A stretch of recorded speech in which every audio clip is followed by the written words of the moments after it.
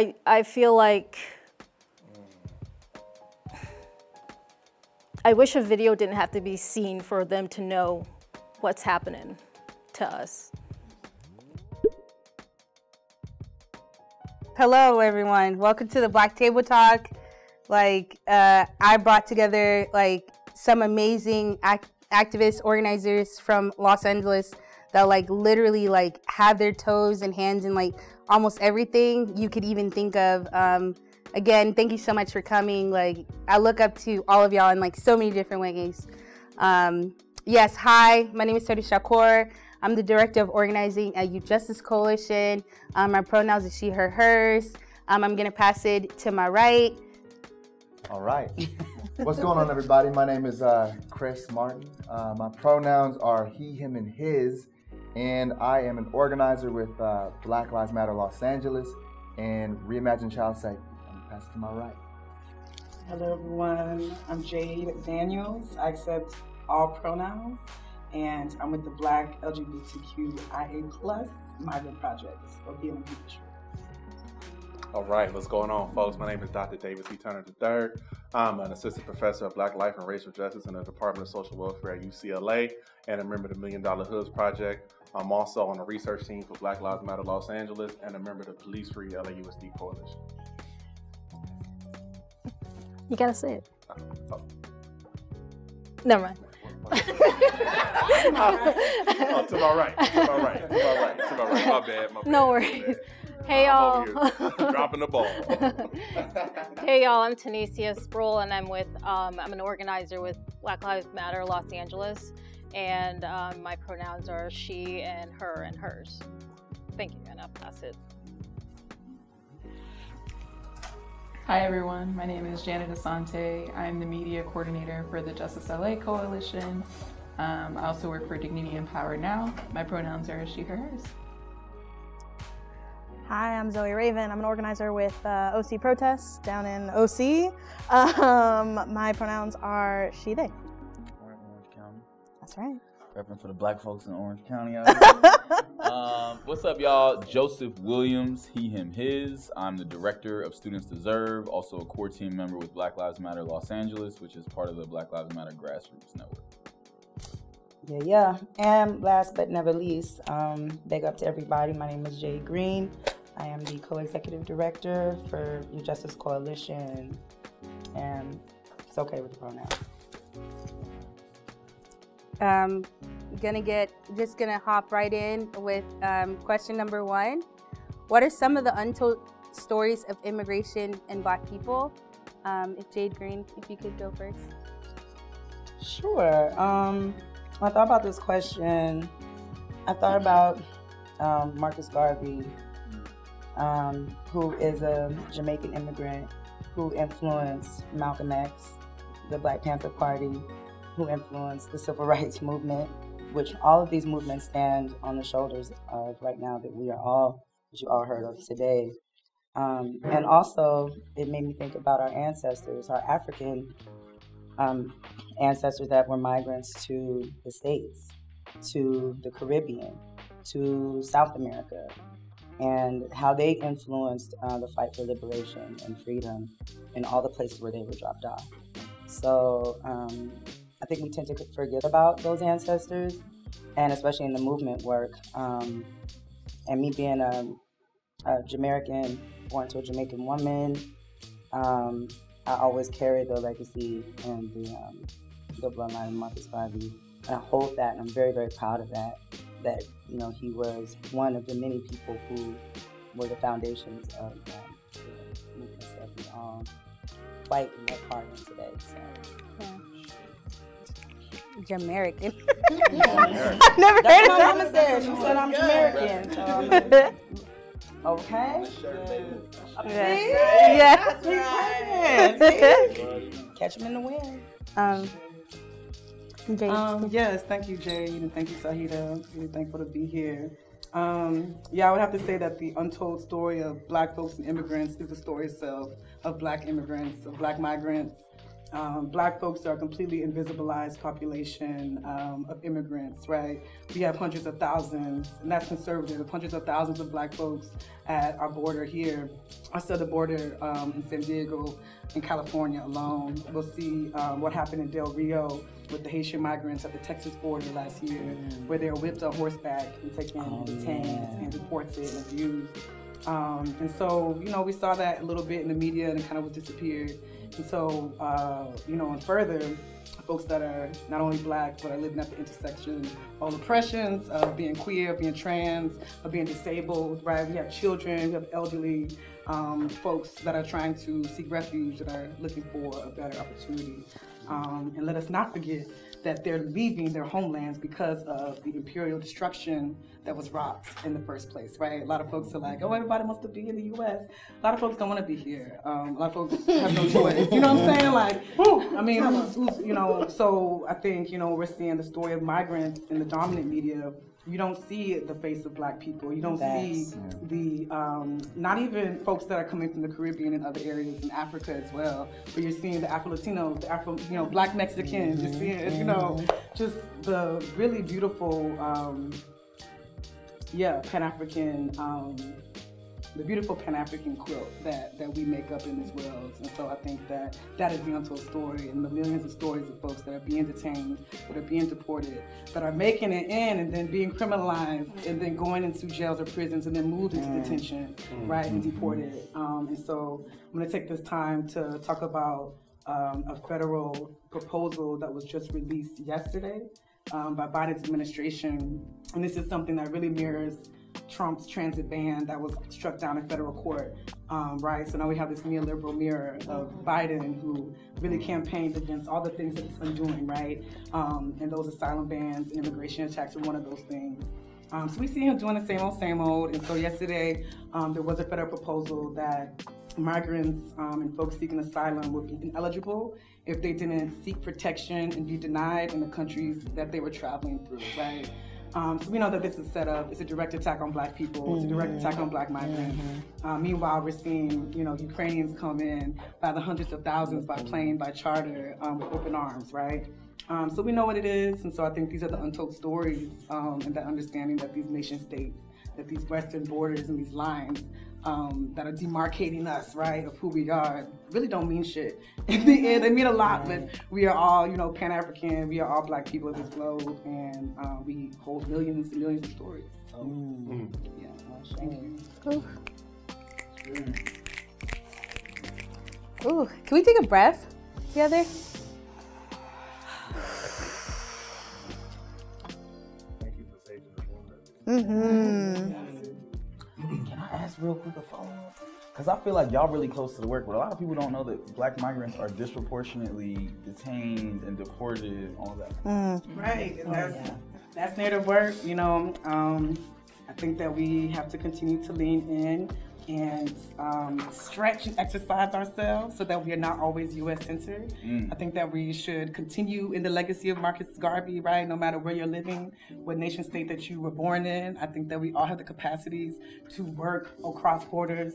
It was just, I believe, Malcolm X's anniversary, right? MLK, why were they assassinated? I think because they were moving folks in the dominant U.S. Blacks, but honestly, white folks, the moderate, a great number of folks are moving into a deeper understanding of internationalism and globalism, right, and imperialism. And so I think Black folk, we gotta educate ourselves. We gotta educate our communities. If we're organizers, if we're storytellers, you know, if we're creatives, we're able to work with folks. I mean, there's so many of our brothers and sisters around us, and also non-binary folks that we have access to, that are migrants, that are first generation, plug into organizations like the BLMP, Haitian Bridge Alliance. There's so many Black-led organizations for migrants, and so plugging in, and it becoming something that we are exercising Pan-Africanism, internationalism, non-US centric conversations and work. Yeah. And I wanted to add too with that, a lot of times people see these colors and they think it's something negative or whatever, but this is really what Garvey wanted to do with these three colors, is to, no matter where you're from, he used these three colors to unite Black people in the entire diaspora, no matter where you were from. The Black standing for the people, The red standing for the blood that we've shed all over this planet. And then the green for the lush land that we all come from, and the vibrancy and the wealth that we all, give to the world. So when y'all see these colors, it's really to unite all of us everywhere. Yeah. Ooh. Man, knew how to pick people.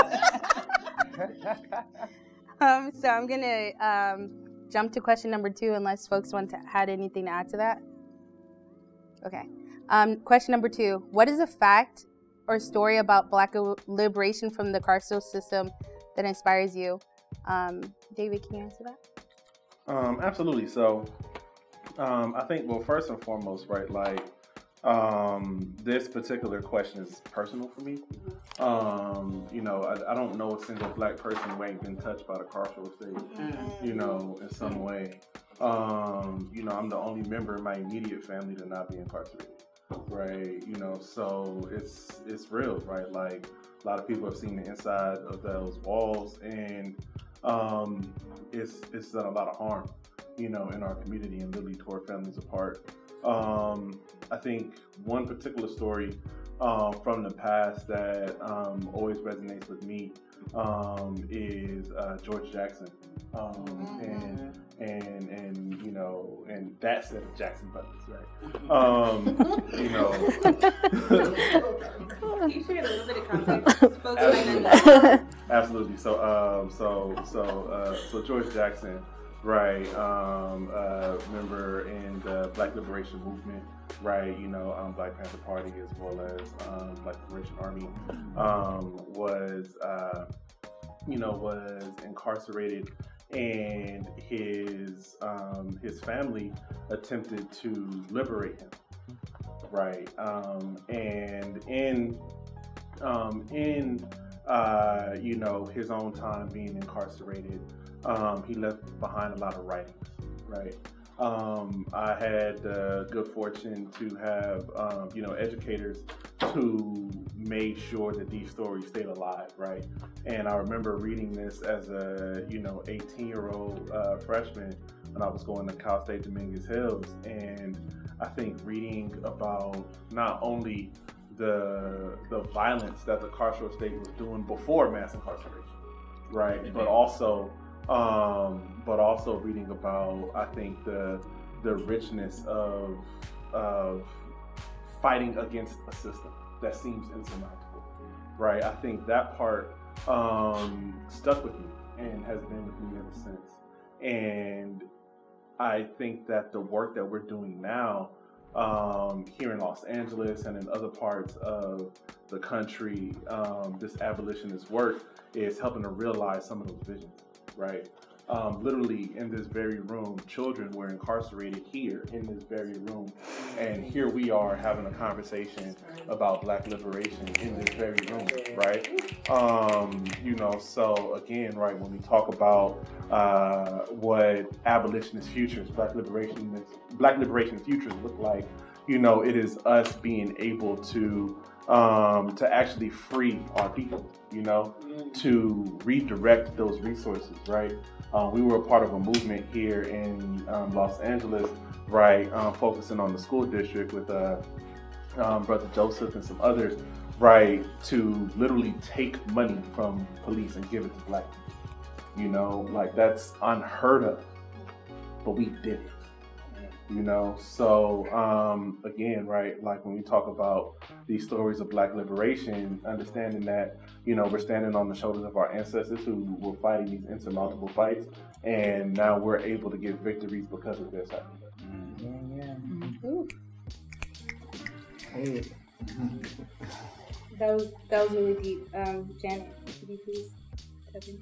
Yeah, I mean, when I hear that word inspire, to me, it makes me think of hope, right? And I think there's a lot of stories of the carceral system that we can think about that don't necessarily inspire hope. They inspire anger, and grief and mourning and pain. And something that inspires hope within me is never something that, the oppressors conceded. It's something that we took, right? Like something that they were forced to do, because it was just so incredibly heinous what they were doing that they couldn't maintain their humanity without allowing that to happen. So I want to give a real shout out to James Nelson at Dignity and Power Now. All right now. Yes. All right now. What up, James? And his story inspires me every day in the work that I do. And, you know, he was incarcerated for decades. And normally, for the crime that he was charged with wrongfully, first of all, they don't allow you to be released unless you accept the charge, unless you say, okay, I did it, I am now remorseful. So, you know, here are all the ways that I'm better than the person who committed these crimes. He maintained his innocence to the very end, 30 years later, and was still released. And that is just such a risk. I'm so inspired by him because I don't know if I just don't know if I could have done what he did and truly maintain my innocence 30 years later, given that opportunity to stand in front of a group of people, a part of the same system that wrongfully convicted you and put you in there. So yeah, I would say that's definitely the story that inspires me of Black liberation.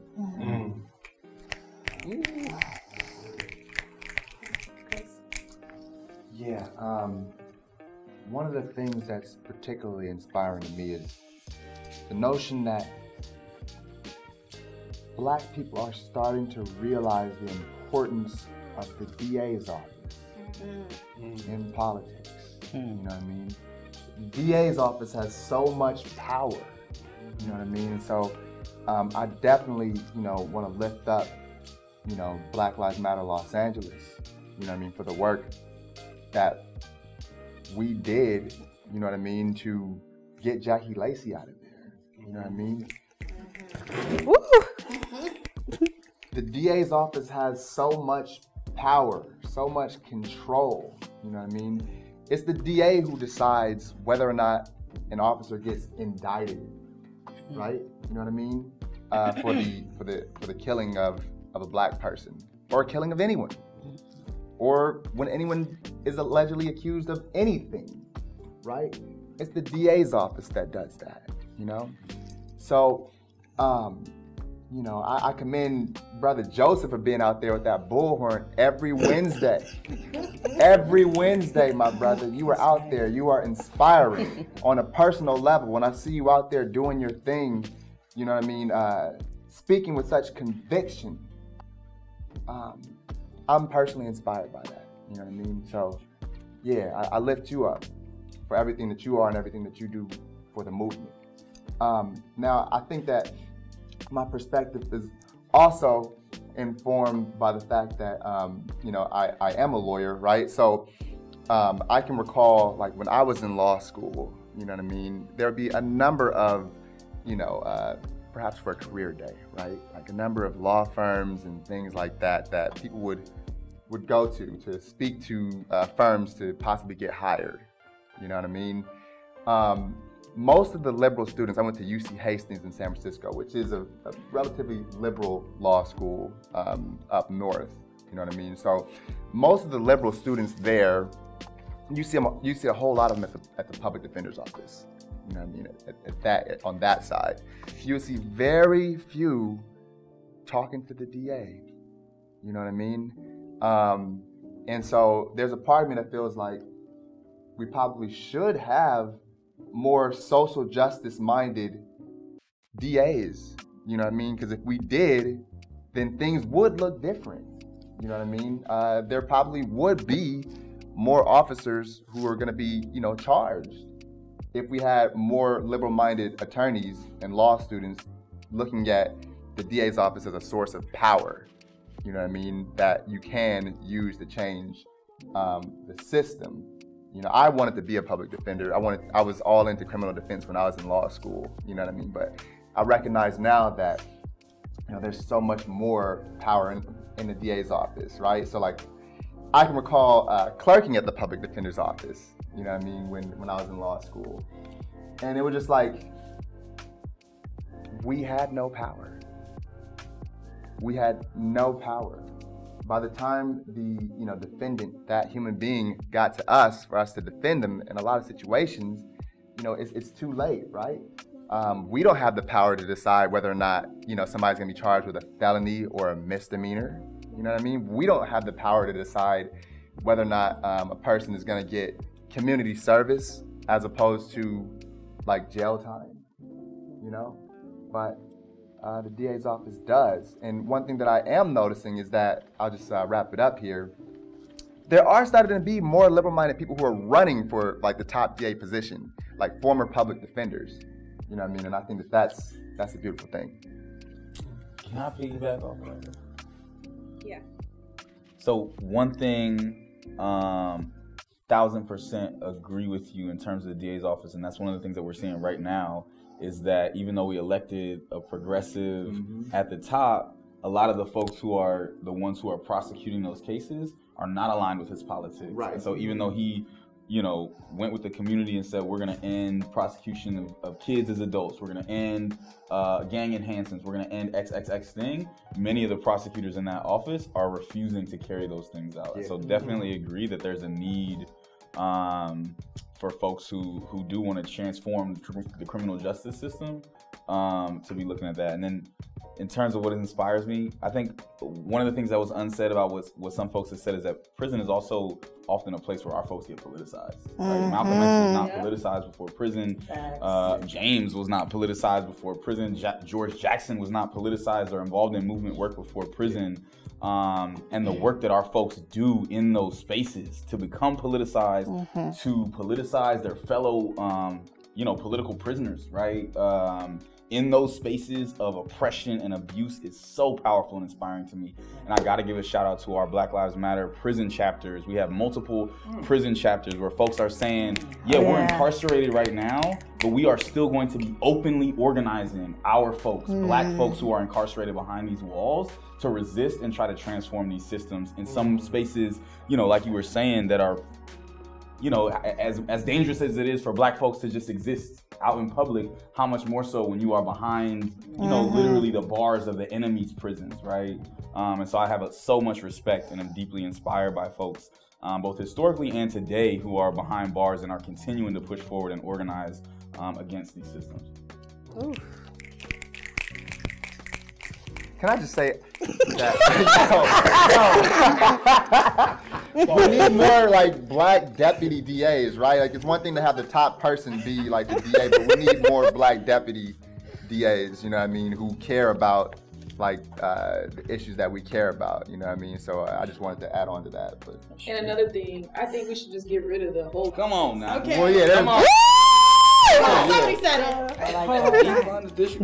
Down with all the systems. Color, whatever, blue, red. Yeah. Come on. Red, purple, or green. Right. Get rid of it. Yeah. Yeah, because like I don't care if the DA uses seasoning or not. It's like if you are a part of the system, you're part of the system. You just got melanin. I don't. Yeah. Oh, like there's Black white supremacists. Sure. You know what I mean? Yeah. Power is relative. To right. the systems that it's enshrined under. Yeah, I think as a short-term strategy, long-term, like, what is it? Short-term tactics, long-term strategy, and understanding. Yeah. We could probably save a few lives. When we talk about reformism versus abolitionism or abolitionist. Those conversations are important. Yeah. Right. Yeah. My frame was more so from a survival pending revolution. Yeah. You know what I mean? Like construct or construct or whatever. Yeah. You know. But ultimately, ideally, we would not, have these systems in place that oppress, Black people. Yeah. Give it all back to us, like this building. Yep. Okay, I'm gonna move on to question number 3. When we talk about youth justice, we often think of the so-called juvenile justice system. How does the youth justice relate to our ability to access housing, medical, and social services? Can you start us off, Joseph, with that question? For sure. So yeah, we're in this space, like folks have mentioned, this space that is part of the quote unquote youth justice system, or formerly was, right? I think, there are so many ways that young people being involved in the carceral system. It's not the justice system, right? It is the carceral system.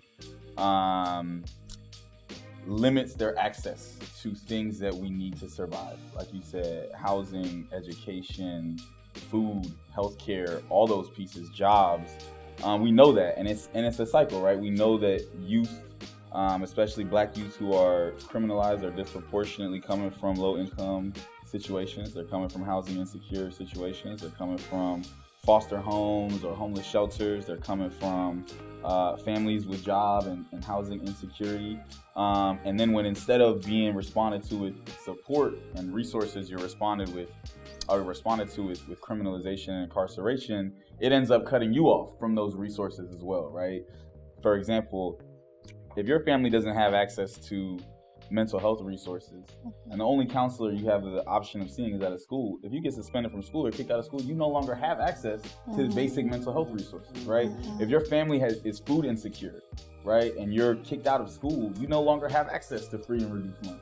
And so we are pushing folks out of and away from resources and further into the carceral system, when so many of them, all they really needed was resources and support in the first place. I work with a number of incarcerated or formerly incarcerated youth, as I know YJC does, and I also am a formerly incarcerated youth, right? I was charged with assault and battery when I was 13 years old from getting in fights. This is coming from a family who was experiencing housing and food insecurity, who was experiencing family separation and trauma in different ways, experiencing lack of access to healthcare and resources.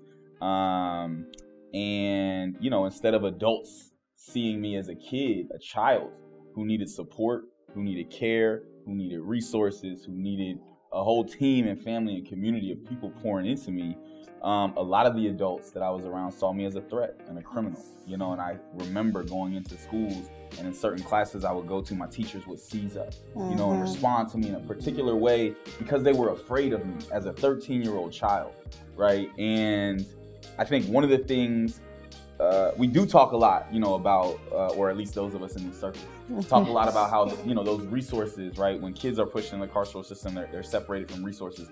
We don't talk as much about how that fucks with a kid's mental health. Like, when all the adults around you are telling you that you are a threat, that you are a criminal, that you're a suspect, that you're dangerous, that they are afraid of you, that they need police officers to be protected from you when you're a child, it impacts how you see yourself and how you see people who look like you, your age. And we start to internalize, oh, I am dangerous. Yeah. Oh, we are dangerous. We collectively are dangerous. And now I'm afraid of you. You know what I'm saying? And we do that, you know, the systems work for us. But again, when you are force-fed that image of yourself as a child, that's exactly what it's intended to do. Right. So I think, you know, it's not only being separated from resources and housing, education, healthcare, food, etc. It's also, you know, being separated from love and care and the ability to see and believe differently about yourself. You know, I think I'm so blessed that I had, you know, a community and folks who poured into me and gave me numerous chances. You know, even when I got locked up again or when I violated probation, the folks didn't throw me out. And I saw a lot of my peers they did not have those kind of resources and support. And I know for me how much my self-image, I'm still working through challenging some of the things that I began to believe about myself because I was told over and over again at 13, this is who you are, this is what you are, this is what your life will be. And so I think it's deeply important, you know, not only to talk about the resources, but to talk about the real mental and psychological harm that, you know, obviously is not just, you know, we're talking about a system that's been in place for years, right? This is something that's not just affecting our youth today. This is something that trauma that has been passed down by our youth who have been criminalized in this country and dehumanized in this country since its inception, right? So definitely I think it's huge to think about the resources, but also just the communities and the systems of love and care and support that youth are cut off from when they're pushed into the carceral system.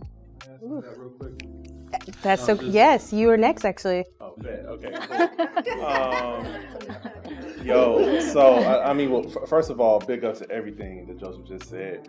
I think to back that up, right? There were, I'm going to name sort of a series of studies, right? In 2015, a community organization called Californians for Justice did a survey of students in 4 different parts of the state of California, in like the Bay Area and also like the San Jose area, in Central California around Fresno, in Long Beach, and in other parts of, if I'm not mistaken, in the Inland Empire, right? And in this survey, they found that 1 in 3 young people who they surveyed didn't have access to or have a relationship with a caring adult in their life, right? 1 in 3. The Brother Son Cells Coalition, a coalition I used to manage back in the day, we had surveyed 3,300 young people across LA County, right? Our numbers were similar. It was about 39%, so again, a little bit more than 1 in 3. Right, young people didn't have access to a caring adult in their life. Right, and these aren't the young people who are formerly incarcerated. These are just regular, everyday young folks. Right, so in the Brother Son Cells Coalition survey, we had created a filter that allowed us to look specifically for those young people who had been impacted by arrest before. Right, and when we looked at those young people, that number jumped from 39 to 68. Right. We also, again, using that filter, we were able to look across different metrics. We had one question again. Now, this survey was designed by young people, right? It was designed by the youth who were a part of the coalition, right? So they were the ones who were, helping to drive the project. And in this, right, one of the questions that they asked was, I and someone I'm close to have been, and it was to look and see who had been impacted by certain systems, right? When we added that question, or when we added the have been arrested, when we added that filter to everything, all their different life outcomes changed, right? We saw how, in some respects, most of the young people, some of them experienced food insecurity, but not all of them. Some of them experienced homeless, but not all of them, right? Like some of them experienced school push-off, but not all of them. When we added that arrest filter, everything changed. Everything changed. We had color-coded our data, right? So if you had experienced it before, it was red, right? And when you added that arrest filter, the entire graph turned red, right? So I say that to say that, to Joseph's point, right? Like when young people are pushed away from social systems, from places where they're supposed to have support, right? It leaves them more vulnerable and more susceptible to other things, to other issues, right? And these things begin to compound, right? And as we continue digging in the data, right, things got worse and worse depending on the intersections we looked at. When we looked at queer and trans youth, right, again, right, like the assumption is that, queer and trans youth might not be going through this. No, they're going through it and worse, right? So when we looked at queer and trans youth, they were experiencing something. When we looked at young people in certain zip codes, in certain parts of South Central, right, in certain parts of Long Beach, in certain parts of East Los Angeles, oh my God, it was bad, right? So again, I say that to say, right, that there are, again, those other factors that are contributing to the harm these young people are experiencing. But as soon as they make contact with that justice system, everything in their life changes, right? So that's why I think to those folks who have been doing that work to make sure that we minimize or fully eliminate contact between young people and the justice system, it is critical to do that work.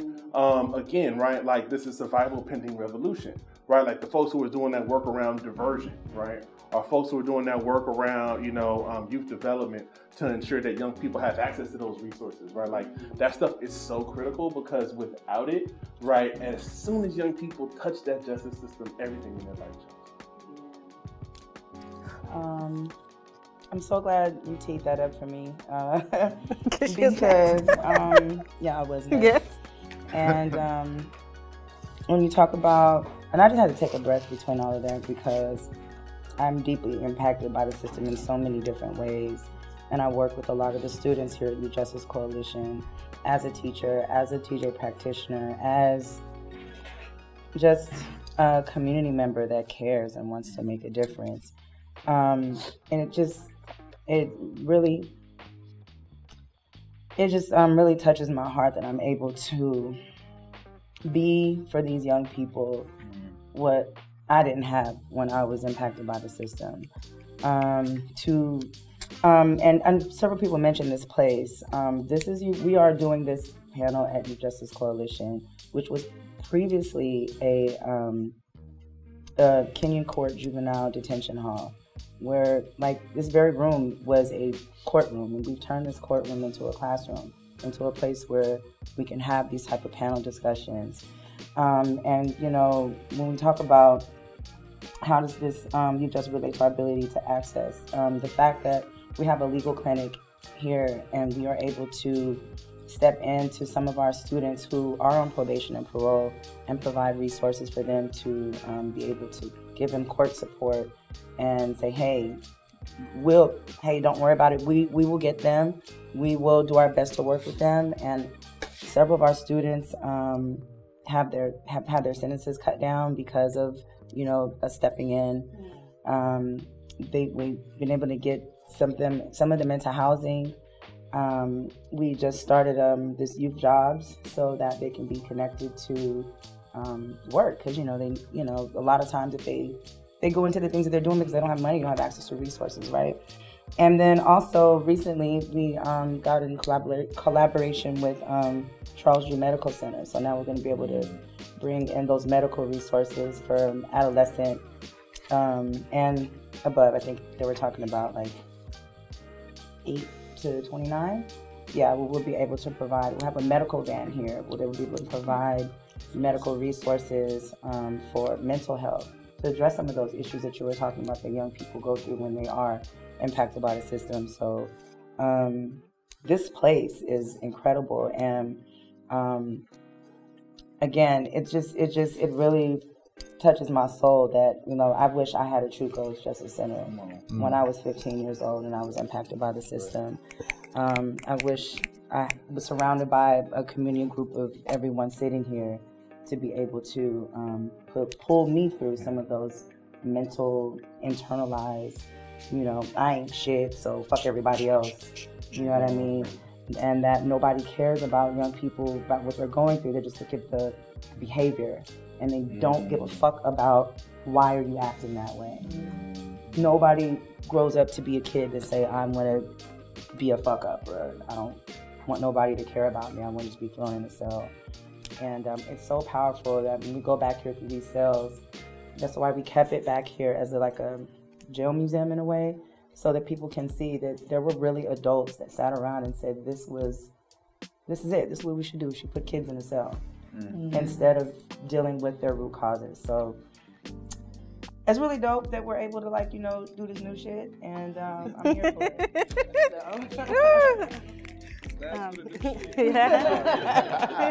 And I just wanna highlight something that Joseph said, which is a system that's often not talked about a lot, is like the foster care system. The foster care system is another arm of white supremacy, and it snatches us up every single day. And that's not a system that we talk about often, but like when I think of like prisons and when I think of white supremacy, my first thought is the foster care system, because foster care system don't really have an age on it.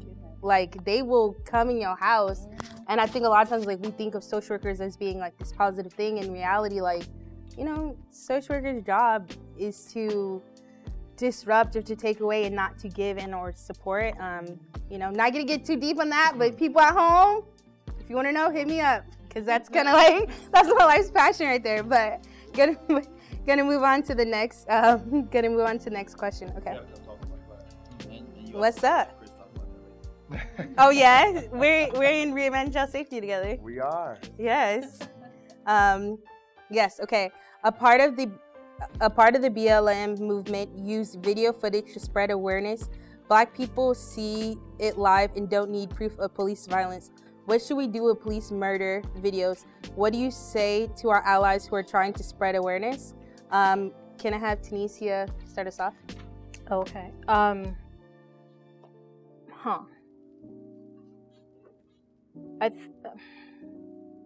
there's so many videos that come to my mind, and we as Black folk don't have to see it to know what happens to us. There's these videos out there because of technology, but then I think of all the people that didn't have a camera there when something happened to them. Like what happened to Tyree Nichols? Like if that street camera wasn't there, like what would that have turned out as? I don't like the way they kind of like dropped it like a mixtape, but like his family wanted it to be seen and needed it to be seen, sort of like how Emmett Till's mother wanted it to be seen, because Black pain is something deep and raw and to the core that I feel like we are just intrinsically born with through our blood. But like other folk, they don't see that. They don't feel that. And I guess it should be everyone's, like Mammy Till, it should be everyone's business if something happens to one of us. And I think people that do want to show it or share it out of like compassion, look what they did to this person, maybe should put like a warning, a trigger warning on it if they're going to do that, and understand the impact of sharing Black death, Black pain, all these maimings. Because I've seen things where like white people, clear folk, white people, whatever, they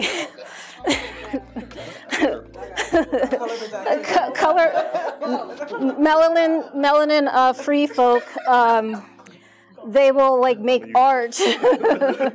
They'll make art out of our deaths. Yeah. And they get a grant. And yes, that part. And I don't want like them to be inspired by our pain. I want them to be inspired by our greatness and not want to steal from us, and commandeer and you know, what's that word? Appropriate us. I want them to empathize, but I feel like I wish a video didn't have to be seen for them to know what's happening to us. It's like there's always a visceral reaction I have just like thinking about it. Like we live in this trauma state every day, and it's perpetuated every time there's another hashtag. And there's so many names that aren't hashtags because we don't know their names. There's so many names out there that we'll never know who they are. There's so many unmarked graves. There's so many missing Black women. There's so many people that have been harmed by white supremacy in this country. And I feel as if like we had, I think I'm going off topic here, but we had a moment in 2020, you know, where unfortunately what happened to George Floyd, the world was stopped and everybody saw that. I wish we didn't have to see it because we know it's true. I know there are people in this room that have been hurt. I don't even want to say hurt, but like unjustly like hurt, I guess, by like police. And like your life could have been gone and nobody would have known about it. I'm one of those people. You know, I've been assaulted by the police, and that's a trauma that I'm just gonna have to live with, and there's no justice for that. There's no justice for it at all. Yeah, so I just, yeah, I don't know, man. That's why it was a hard question. Yeah. That's why I write questions, I don't answer them, okay? Y'all got the hard job. I'm gonna pass it to, I'm smart, okay? I know damn well I'm not answering this. That was not one of them. I'm gonna pass it to Zoe Raven. So I guess first I want to take a minute. Being an Orange County based organizer, it is not often that I get to share space with so many fucking incredible Black people. So like, thank you.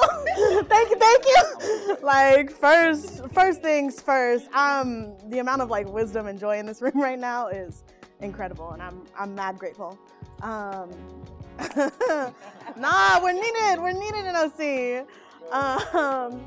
But I guess the first thing that really comes to mind for me is in 2017, a man named Chris Isinger was murdered by Anaheim PD, and there was no video footage. And Anaheim PD sat around and joked and laughed while they did not call an ambulance, and Chris died in the hospital later. And we, OC Protest, supported Chris's mom, Katrina, who's just an incredible dope-ass woman, whose first foray into organizing was after her son's death. It was the first time she had been to a protest, was the first time that she thought to commune with other Black folks around these issues. And I remember sitting on the phone with Katrina, where we tossed around 2 flyers, and one of them had her son's smiling face on it, and the other had an image of him in the hospital with his face bloodied and bruised. And she said, I don't know which one to use. And that was, and continues to be, truly one of the most eye-opening moments that I've ever had, to sit with this mother who said, I want to look at my son's smiling face. His community wants to look at his smiling face, but who's going to give a damn if that's what they see? And I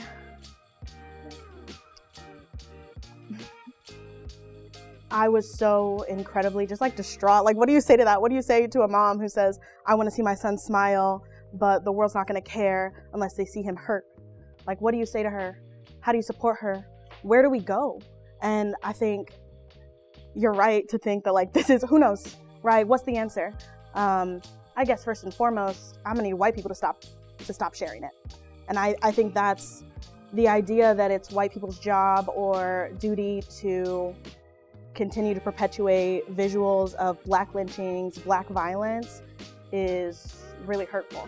I think it's our collective decisions, right? We respect the families. We make those choices for ourselves. And I think white people taking it upon themselves to share that imagery is it's not the move. It's not the move. And I always feel some type of way about it.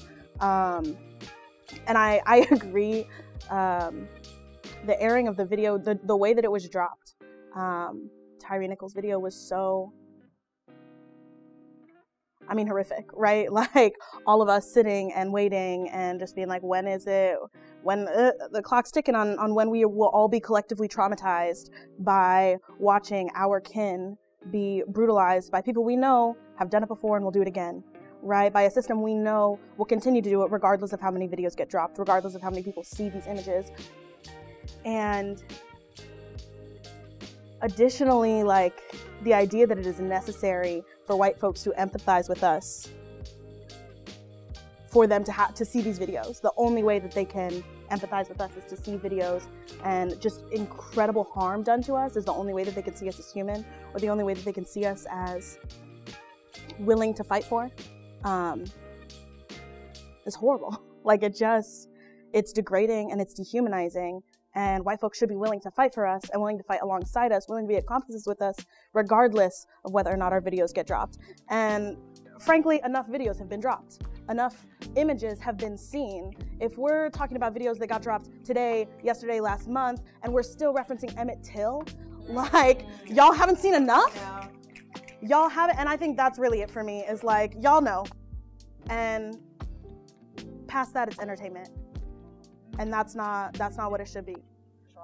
Yeah. Mm-hmm. Can I piggyback off that? That just reminded me of all the lynching, were public postcards. Our Black Death, it's entertainment for white folks, right? So I feel overall, I just feel like people should just have empathy for another person. You shouldn't have to be oh, that's my cousin, or see them as a family member. But I feel like us as Black folk, I say, hey, you're my sister, you're my cousin, you look like my aunt. I see us, or I see our lineage, no matter what nationality we are, background we come from. I am family with all of you. And I honestly would feel the same. I don't want to see anyone die. I don't want to see anyone hurt. I don't want to see that. I don't want people to like profit. I feel like the drop, it was like they were like profiting off of the video. And that one, not just that one in particular, but yeah, I think you're right. I think there should be a awareness of like, yes, I want to help as a white person or whatever. Like if their heart is in the right place, if they want to help, and how they could help is maybe not share it, or how they can help is to talk with their folk. You know what I mean? Like just like stop killing us. Like just that part. I think the thing that makes me bananas though is that like we've been telling y'all what y'all can do to help. Yeah. Right? Yeah. It's like white folks have been hearing from us about the things that we need, the monetary support, and the fact that folks think that sharing this video online is gonna be like a material support. It's not. And it doesn't do anything for us. It may bring some families healing if that's what they want, right? It may bring certain communities a certain amount of healing to know that people see them, but outside of that, like there are other things that y'all could be doing to support us that y'all aren't willing to do because it's not as easy as clicking on your phone. And that I think is the big thing that I think about is like y'all haven't taken the time to invest in communities, but you will take the little 30 seconds that it takes to share that video online, and that's not, it's not enough, and frankly it's insulting that that's the only like measure of support and solidarity that folks are willing to have with us. Yeah. Somebody else. You have something to say? We're shocked.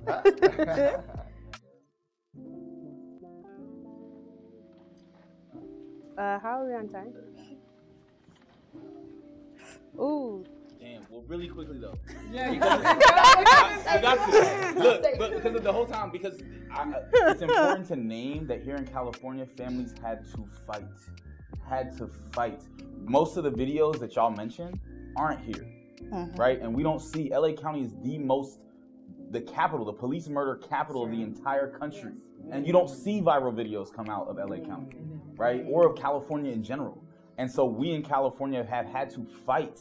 Black Lives Matter Los Angeles, I know YJC and other folks fought for SB 1421, the Right to Know bill, because it was the practice before then for police departments to do everything in their power to withhold every piece of information about what happened to folks' loved ones. And so folks had to fight to say, we have a right to know, right? What happened to our loved ones. And so I absolutely agree with like the trauma porn aspect of it, and that folks need to do much more, and that it is traumatic. I have not watched the video for Tyre Nichols. I have not watched the full video for Keenan Anderson. I don't seek out these videos, right? And by the same token, I know from talking to some of these families, they want these videos. They want the full video and the knowledge. Waukesha Wilson's family is still talking about 21 minutes of video that are missing from the tape when she was murdered inside of the jail here in LA County, right? So families are, want and need and deserve to know what happened to their loved ones and whatever information that has. And not in, we've seen the response to that, right? And again, if these videos didn't matter, the other side wouldn't respond in the way that they do. We've seen Inglewood PD, not too far from the old Chucos. I was like, right over here. We ain't in Inglewood no more. But Inglewood PD, right? We know that they literally erased thousands and thousands of records, years worth of records, burned them, right? And completely destroyed them instead of complying with SB 1421, right? We know that LAPD, every time, when they're forced to comply with 1421, they release videos that are heavily redacted, that are heavily editorialized, that share the police narrative, and families are still saying we deserve the full unedited videos. And so I definitely agree and hear all of our pain at seeing it and shit shared, especially in the trivial way that it often is, right? And at the same time, I do have to acknowledge that there's been a fight for folks to have to try to get access to that information and those videos, and it's an ongoing fight. Families are still demanding access to those things.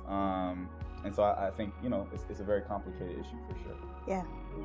Very difficult to get those videos, very expensive to get documents related to those unfortunate, terrible, traumatic incidents.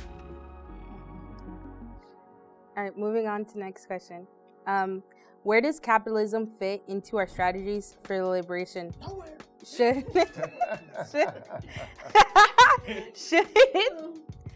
Black people be socialists? Can you be Pan-Africanist without being socialist?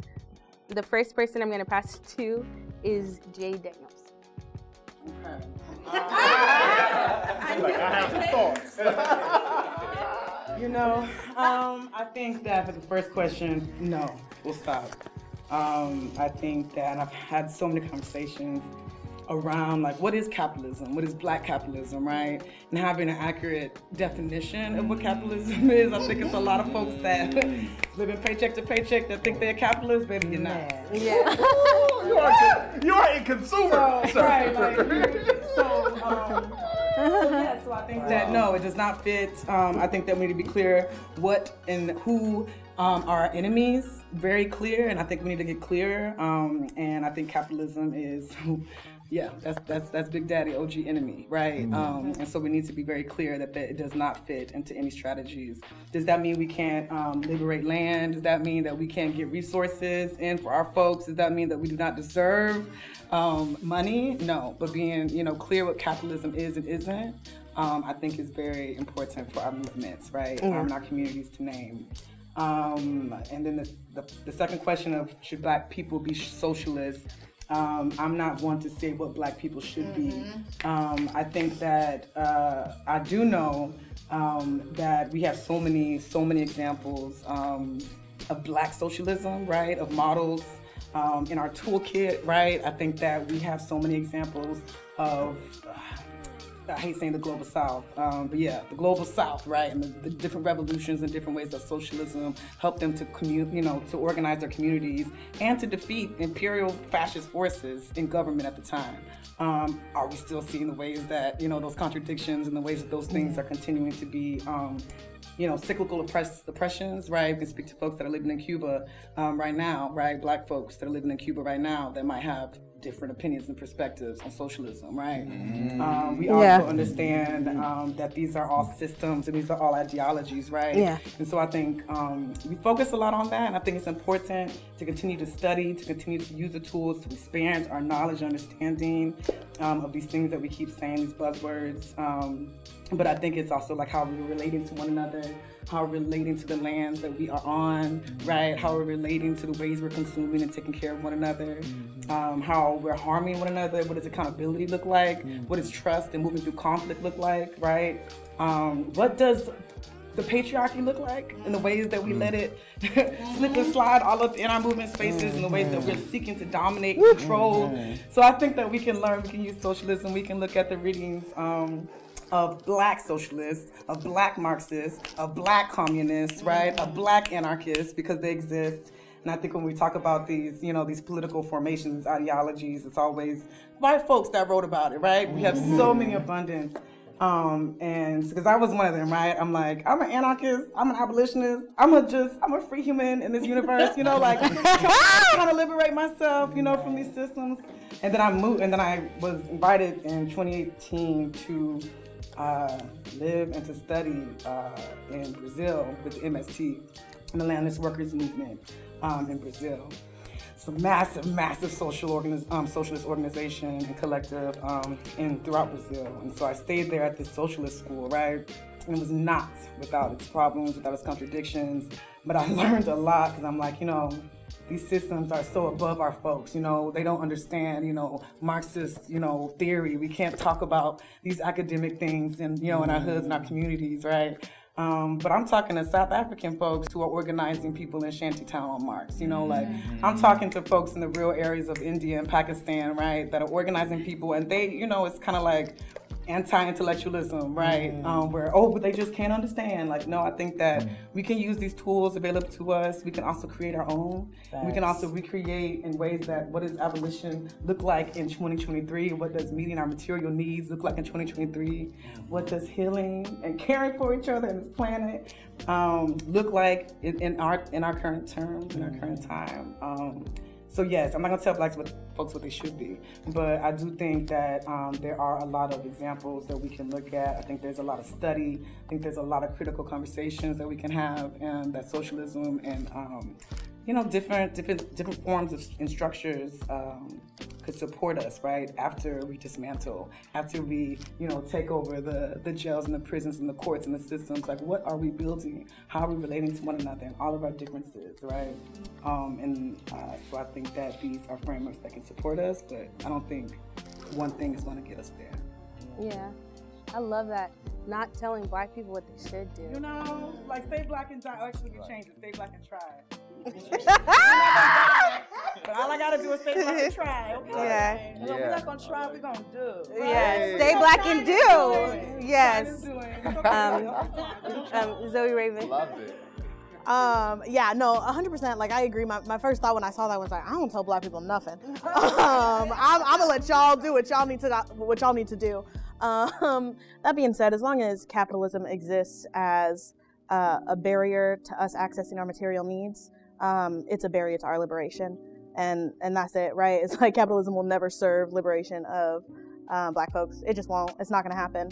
And it's so funny for me to think about Black capitalism, because what were Black folks if not material capital when they were brought to this fucking country? Like no, that's always my thought, is like, Black capitalism, who, what is our role in it, and where did our role start in capitalism?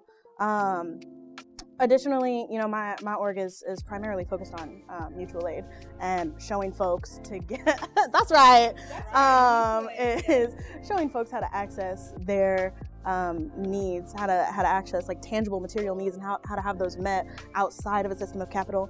And it is often the first step towards folks understanding how to function in our communities without police. It's like having our needs met is the very first step for us to be able to function interpersonally, root ourselves in community outside of policing. And for me, when I'm talking to, like, particularly when we talk about these ideas, these like really academic ideas, and when I'm talking about people in my hood, what we're talking about is like, how can I feed my kids? How can I make sure that my homies have their needs met when the cops are rolling through, literally taking food out of unhoused folks' hands just by virtue of them having gotten it for free?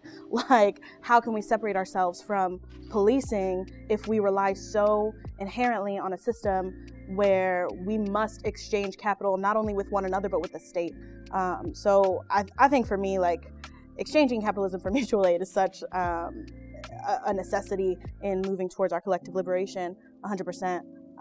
And I kind of feel similarly, where it's like when we talk about all of these different ideologies, I'm not really sure that it's important to study them. It's important to understand them. It's important to have conversations about them, but I'm not sure it's important to throw a label on one. I think we just have to function as community and have our needs met, period, outside of capitalism, period, regardless of what this like alternative system looks like. And I think, like, my personal goal is to reimagine it in community. It's not, we have to rely on this one system and the stringencies that it brings, but we have to reimagine something that works for all of us, reimagine something that supports all of us. And our imagination is going to be more valuable than the writings of old white people, always. Oh, if I could add that just real fast. Like, real fast. Real fast. Capitalism has no place in Black liberation, because capitalism has also exploited Black liberation too. In capitalism, nothing is unexploitable, right? Again, right, like walking into Target, seeing, shirts that are about our movement and stuff, and it's just like, fam, like, what? Right? No, I'm saying, right? Like, like Wells Fargo, over here investing in private prisons, and that being one of the largest, and that being one of, or at one point, right? Shout out to the African Black Coalition. At one point, being one of the largest investment portfolios for the University of California system. Right, here if you go to a public university here in the state of California, your bed was most likely made in a private prison, right? Or a public one, right? And again, right, whose bodies is doing that work?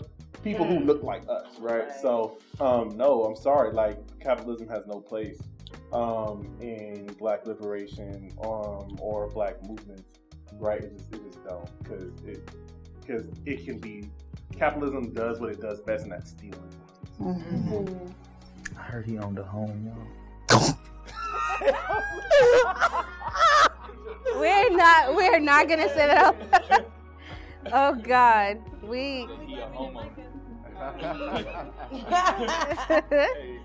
multiple strategies. We holding these contradictions, baby. Right. We holding. Survival until liberation, baby. Okay, let it go. Let's keep it chugging.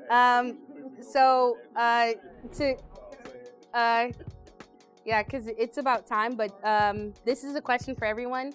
If we could keep it real brief, like 30 seconds. What does Black joy mean to you? What does it look like, and why is it important? 45 seconds. You could go first. Yep, go. Okay.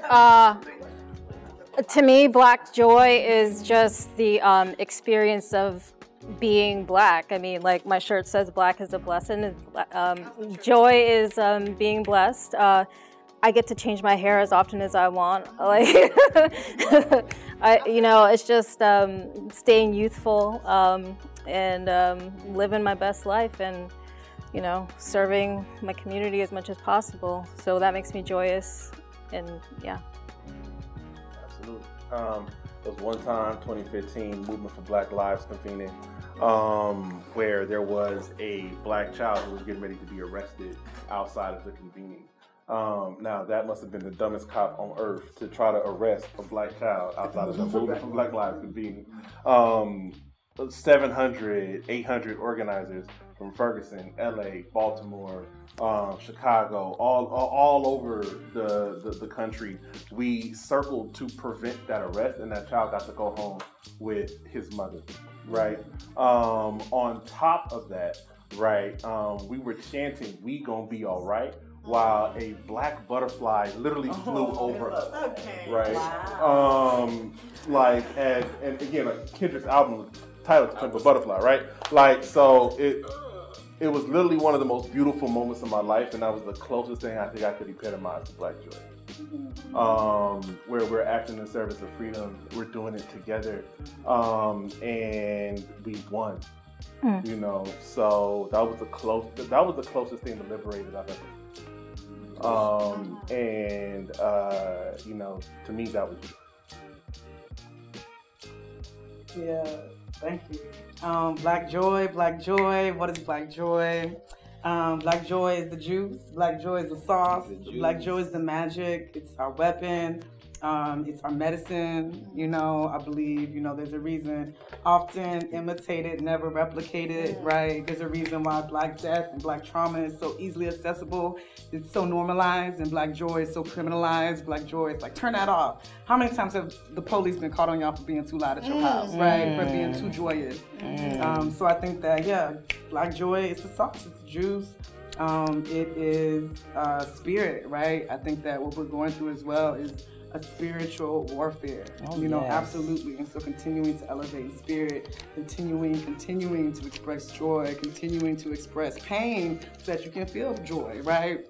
Feeling it all and being able to be held in community, being able to free each other, right? Being able to connect with each other, being able to laugh with each other. I think that those are all things that are gonna liberate us, as well as like the actions, right, and all the other things that we're doing. We have to make sure that to maintain joy, to maintain spirit, because that's what we do best. And that's what's gonna continue to liberate ourselves. Yeah. That's shame.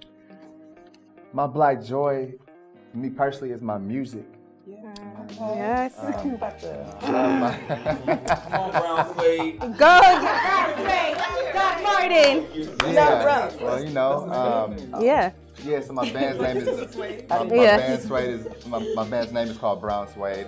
Brown is the color, suede is the material, all one word. And music is just something that I'm just naturally, passionate about. It's not work for me. It's something that comes, easily to me. So stream us on all streaming platforms. That's right.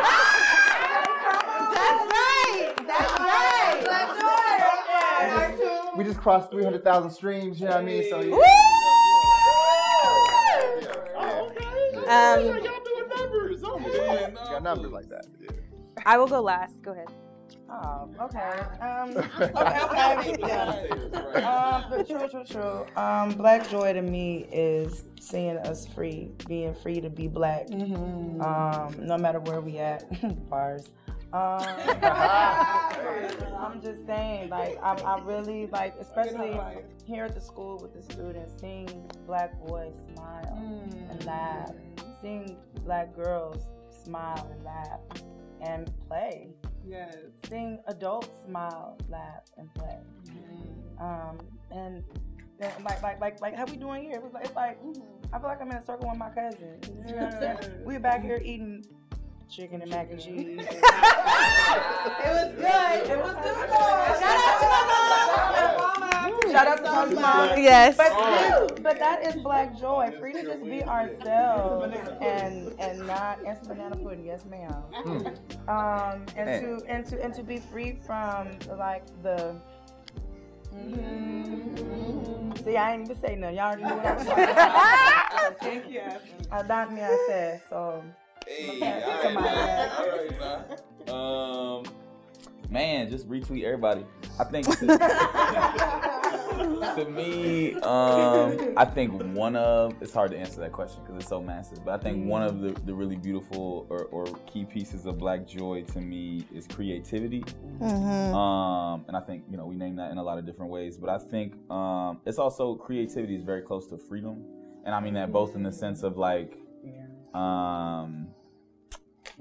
creating is a free activity, right? To create is a freeing activity, and also that our creativity was often one of our tools for freedom, right? We talk about braiding, pattern, That's right. ways in our braid patterns, that's right. and singing secret messages in our songs, and drums being outlawed because they were part of revolution. I think our creativity and joy is deeply connected to our freedom and liberation movement. So that is something that sits with me. Dope. That's very funny to me because before I came here, I was on I was FaceTiming my homegirl. She was hyping me up because I was nervous, and we were talking about Black joy. And what she said to me is, we engage in joyful activities for our liberation, but we also dance with niggas just to dance with niggas. We also paint with niggas just to paint with niggas. We stand in community with one another because that is joyful in and of itself. Separate from liberation. It is essential to liberation, but it's also just essential to us existing in community. So communing with Black folks, this right here is Black joy.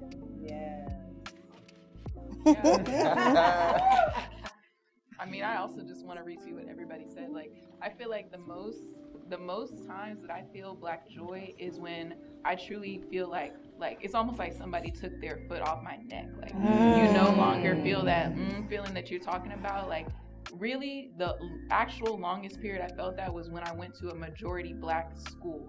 And then when I wasn't in that space anymore, it's like you're no longer like freestyling on the bus on the way home. There's no like braiding each other's hair to like learn how to do box braids, learn how to do whatever style is coming out next. Lemonade braids came out and all that kind of stuff. Like, I feel like Black joy happens when Black people get together and we truly just get to be ourselves. And like, I guess I'm always myself. Like, I'm a strong person.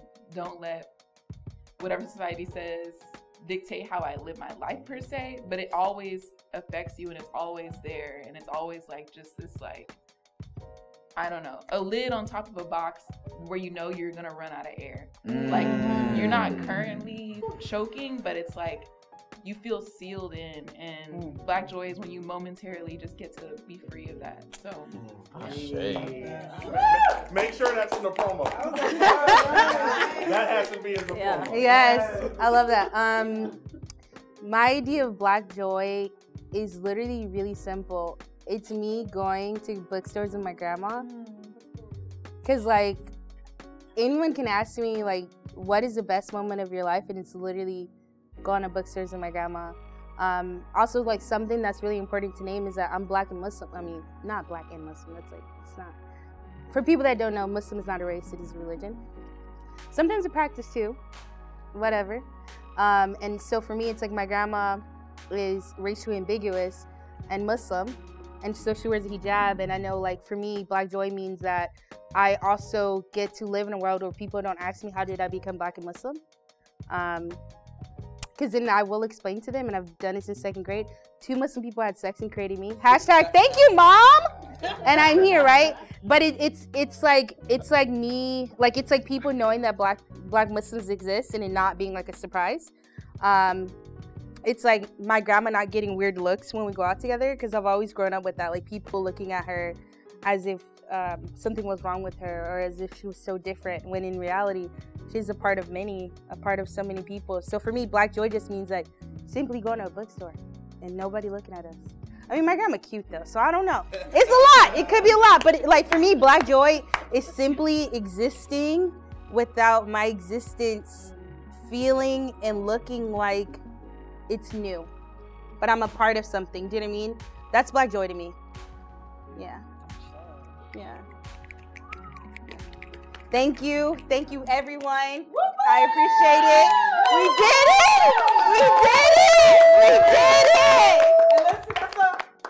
Yes. Thank you. So for all the folks who are on IG Live, I want to give a little love. Appreciate you for coming in. Hey! How many people are watching? TV Learn. We're done.